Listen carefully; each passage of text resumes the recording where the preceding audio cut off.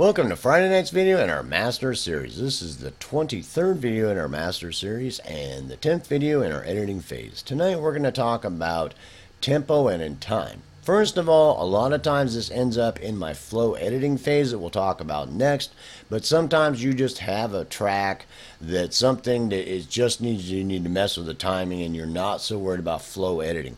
Flow editing a lot of times will be things like out front vocals, out front guitar leads, things that are really front and center so that you really need to worry about, because any small discrepancies in time, dynamics and things like that you really need to fuss with. But sometimes you just got a drum track that you just need to get it in time. You're not really fussing with it too much right now. You are going to worry about any compression of the dynamics or things like that later on in the processing, and you just want to get it in time.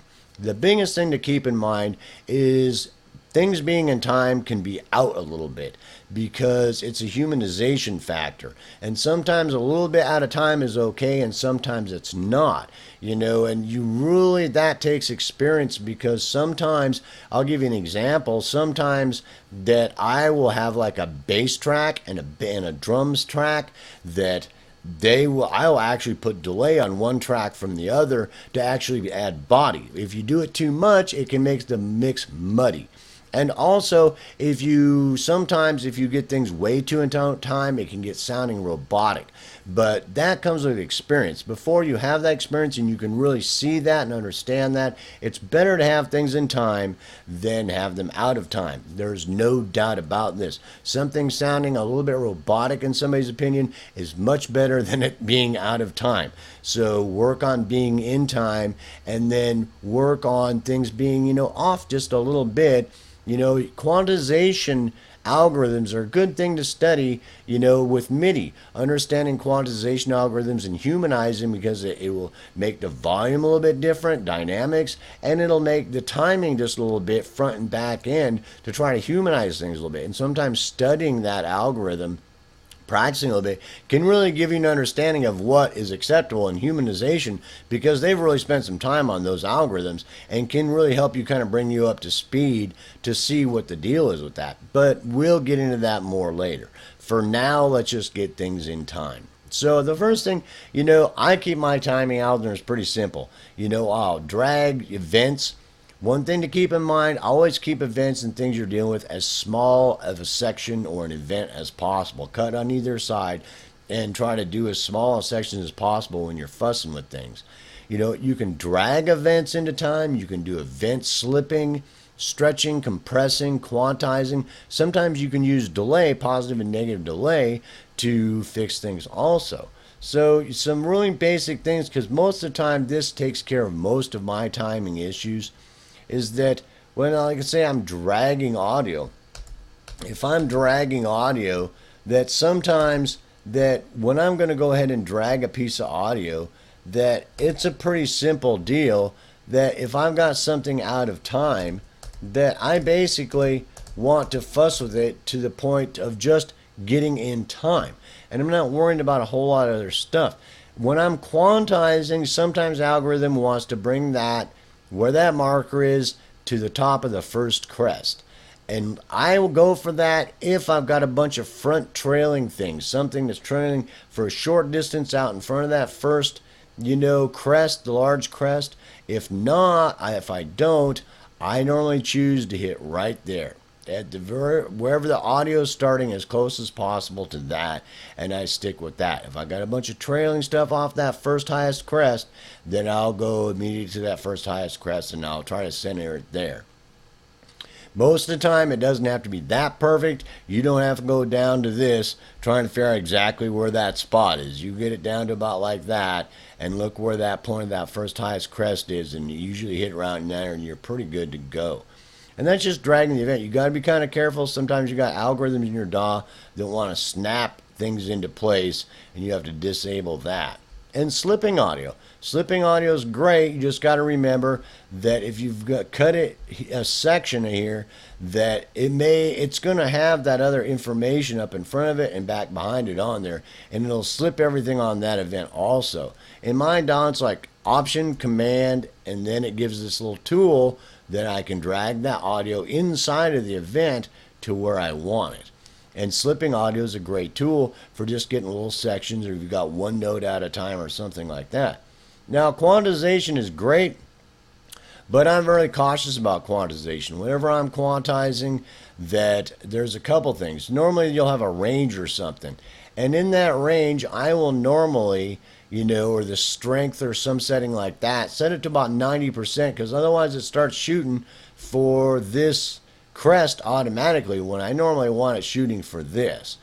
And normally it's another great tool that even before you start doing it is analyzation tools with quantization or stretching and compressing audio, that they're great because most of the time whenever you analyze the audio, most of the time if you select some audio and analyze it, it'll put markers and even tools for that are set up already for you to drag the event. But a lot of times it's shooting for that transient, and you kind of got to be careful of that. But it's good, great analysis tools for figuring out what's going on. And when you go to quantize it, that, like I said, I normally keep my strength a little bit under where it's normally, set at 100%, so that it's shooting for the very front of that. But that's debatable, because once I quantize it like I just did, it's pretty close to the very beginning of that. Normally that's pretty good. Sometimes you don't. You want to shoot up to 100% and have it hitting, shooting for that transient or the top of the first crest. And that's great. You just got to kind of fuss with it. The biggest thing is for me is keep quantization as simple as possible. And whatever complex things it can do inside the studio, investigate what it can do. Groove quantizations, triplets, quadruplets. I mean, whatever all this stuff is doing, whatever it's able to do, study it. To me, most time quantization is very simple, but the algorithms in your DAW or the piece of software you have might be able to do some very complicated things, and really sit down and read about what it's doing, what kind of timing algorithms it has to deal with different types of music to get things in time and understand it.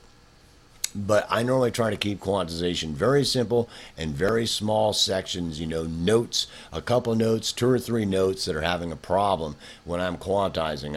If I got to quantize a whole track, normally there's a problem that somebody really didn't know what they were doing, or the job was done really poorly.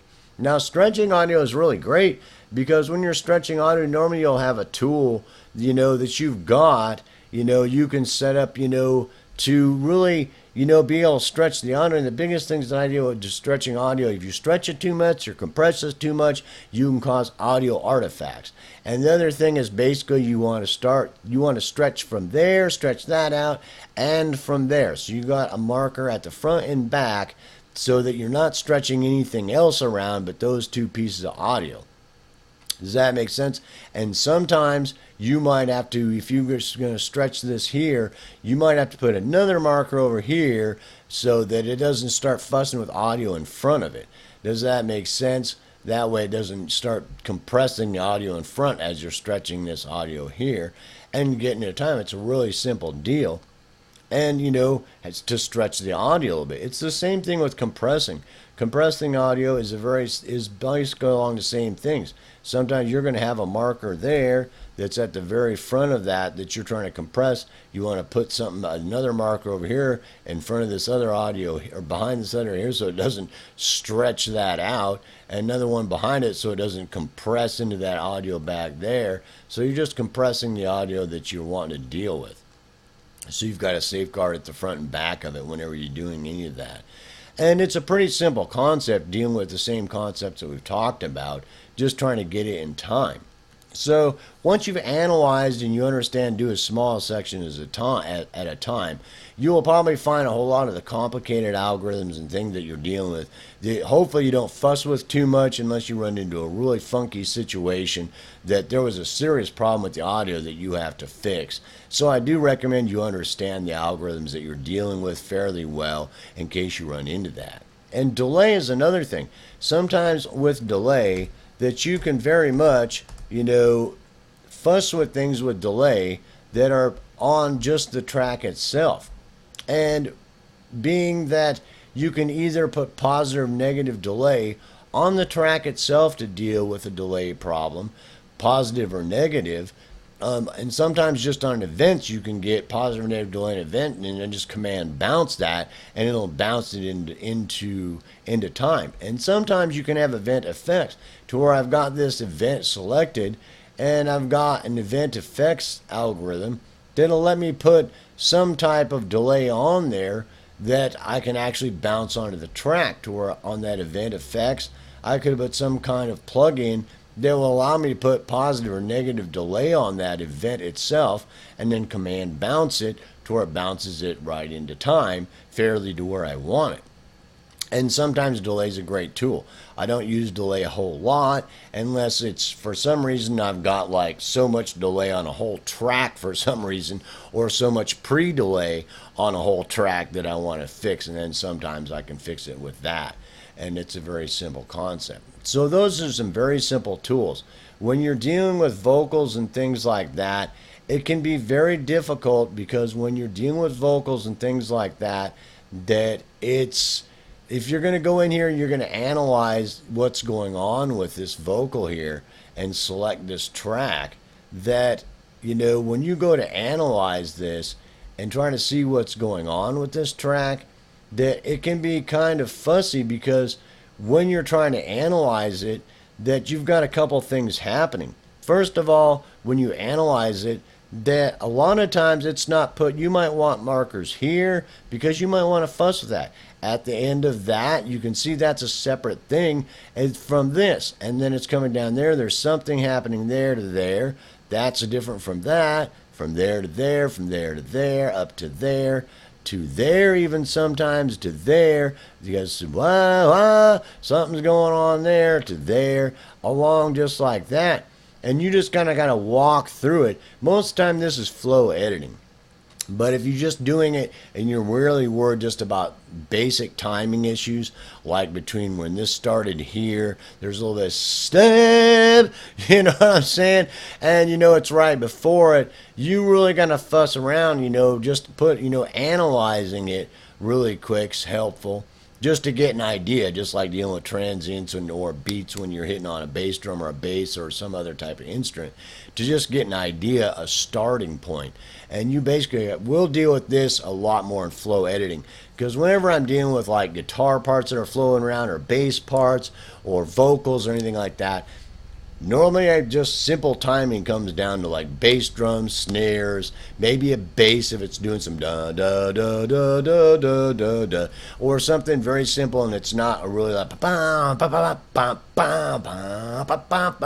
really complicated stuff that you really want to do flow editing on, rather than just bam bam bam bam, you know. It's just got to get got into time and not a whole lot of real serious flow editing things happening.